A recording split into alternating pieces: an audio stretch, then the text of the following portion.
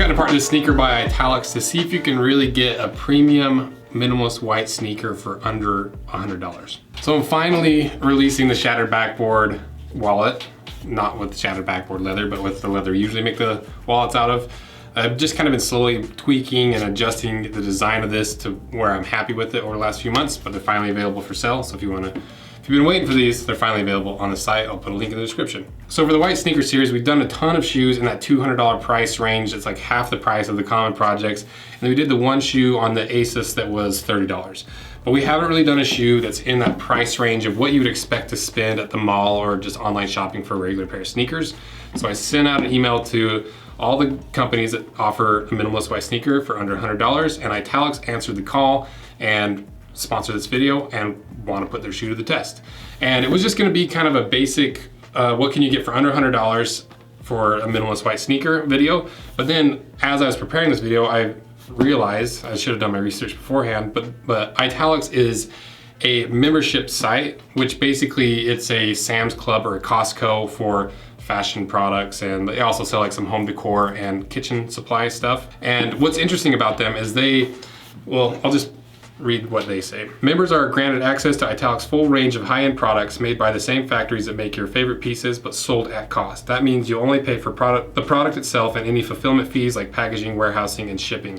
There's no high-end branding to pay for and no retailer looking to make a profit. Just the perfect pieces at the perfect price always. What I'm kind of gleaning from it is that they're claiming that they're getting these from the same factories that make the high-end shoes, but they're able to sell them to you at the factory prices because you're paying for the membership fee, which is $100 a year. So all of a sudden this video becomes a lot more interesting because now I'm curious, like, are these as good a quality or built the same way that those $200 sneakers are built? And how good a quality are they? So keep that in mind too. So technically these are under $100, but you have to pay that membership fee that's an annual fee of $100. So it kind of screws the video up, but also makes it a little more interesting. So now let's go over the information on these shoes. So the brand is Italic. The model is the Cadence. The colorway is white, but they also have a few different colorways. They've got like a kind of a blush color and a couple darker colors. These are made in Portugal and they retail for the $75 on their site. And then you got the $100 membership fee.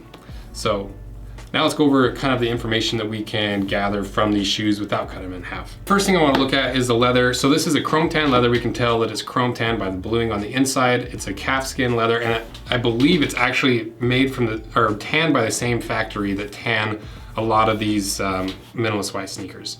It's called Grupo Mastroto. And I believe that's where Common Projects gets their leather. That doesn't necessarily mean it's the same quality of leather or even the same type of leather. Next, maybe the most obvious, is the outsole. So this outsole isn't a Margam outsole. It's made to look like a Margam outsole, and it feels like a very similar compound. You know, we did, I think it was the ASOS. It had a similar looking outsole, but it didn't have that same like kind of eraser feel. And this has that eraser feel where if you like kind of rub the side, it kind of balls up like an eraser. So I'm interested to see if it's structured the same and how much rubber is in there. Because if you remember with the Stan Smiths, this is a harder rubber, but more importantly, the inside is really loose and floppy. There's not a whole lot of substance to it, so you quickly wear through those cells or compress the cells in the heel, and that's why these get uncomfortable fairly quick, versus a Margam sole stays comfortable for a lot longer. So now if we look at the insert, get one of these pulled out. So this is just a pretty common insole. It's a Sani. I believe this is an Italian brand of insole. The forefront of the foot, or the ball of the foot, has kind of a foam pad with the leather on top, and then it transitioned to the heel, has more of that harder, thicker foam in the heel that kind of cups your heel. And then if we look underneath of there, we can see that it's not a fiberboard, which most of the white sneakers that we've looked at was fiberboard after we pulled out the insole. So it looks kind of like a felted layer. Maybe there's fiberboard underneath. I'm not really sure until we cut it apart. But we can see that it's Strobel stitched. So that might mean it's built more similarly to the Stan Smiths rather than the the Common Projects. Because the Common Projects, basically what they do is the upper is wrapped around a last, which is basically just a hard foot that they build the shoe around, and then they put those little brass nails at the end. And that's how it's all secured, versus a Strobel stitching like in a Stan Smith's. You've got this stitch that stitches the upper to the insole, and then the upper isn't rolled underneath nearly as much. And then you've got the sidewall stitching that helps reinforce it even more from there. So two different constructions. So we'll kind of see, maybe this is a hybrid of both. That's kind of the general information that we can look at and kind of judge things off of before we cut it in half. And so I think really all there is left to do is to cut it in half.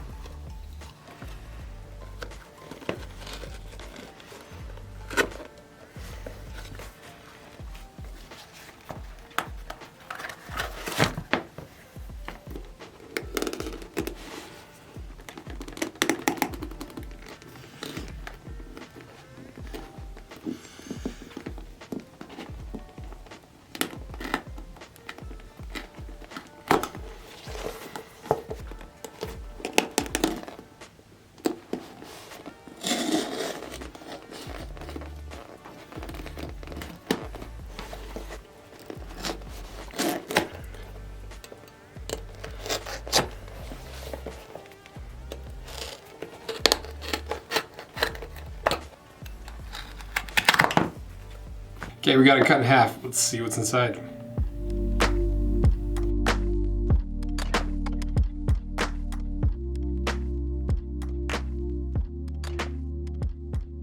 So pretty interesting on the inside here. So after looking at this, it's much more similarly built to the Stan Smiths.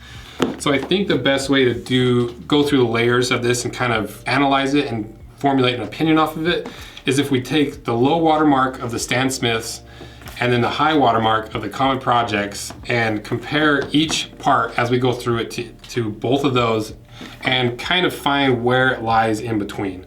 So starting with the outsole, the Italics outsole isn't a Margam outsole, but it's built very, very similarly. It's got a similar structure on the inside and it's got a similar compound, kind of like what I talked about earlier. I would say it's significantly better than the Stan Smith. I do not like the Stan Smith outsole. It's kind of floppy and thin and the rubber's a lot harder. Moving up from there, we got the midsole. So on the Italics, it's a foam midsole. It's just a cheap foam. It's like an EVA foam, nothing spectacular. On the Stan Smiths, there is no midsole. And on the Common Projects, you got a little layer of foam that I don't think would necessarily be called or considered the midsole. It's more of a filler layer, and then you've got the compressed cardboard and the shank. So that's one thing the Italics doesn't have is a shank, but I still haven't really been swayed either way if a shoe like this needs a shank. So that doesn't really matter too much to me. Then moving up to the insole, so the Italics it's kind of a felted, matted material. I don't think it's wool or anything, but it kind of has that felted feel to it.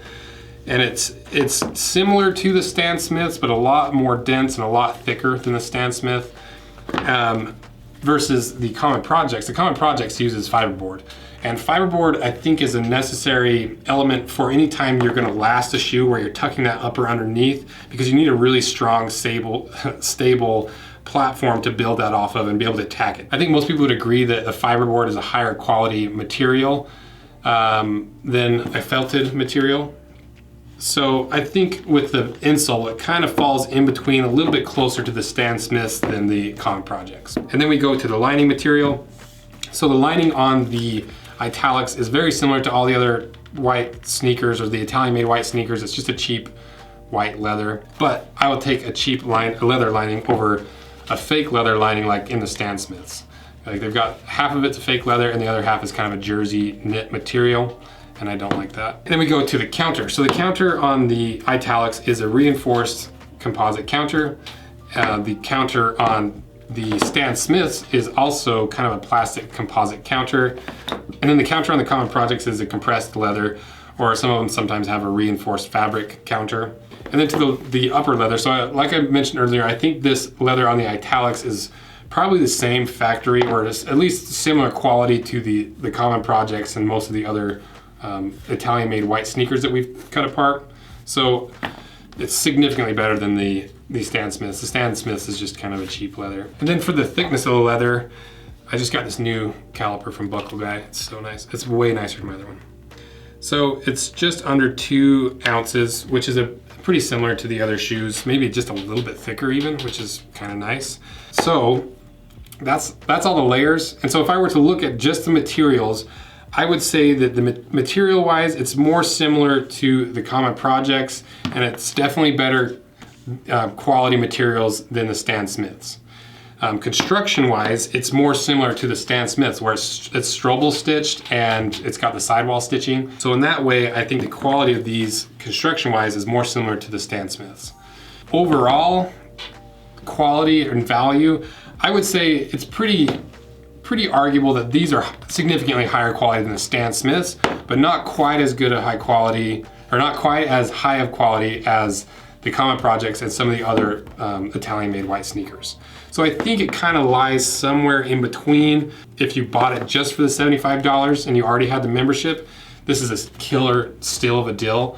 But because you have to pay that membership, you know, it might not be worth it. Because if I was to just cut this in half without knowing how much this is worth, I would probably say this shoe, they sell it for $125, $150, somewhere in that, probably $125. So if you're planning on buying some more stuff from the Italics website, like you're gonna buy a couple shirts, a couple shoes, some pants, and you're planning on doing a few orders over the next year, it's easy to justify these shoes. But if you're just buying the shoes and you're not planning on buying anything else and you have to pay that $100 membership, it's a pretty steep charge. Let me know what you think. Let me know if I got anything wrong. I always, no matter what sponsored video it is, I always get called to sell out and to shill.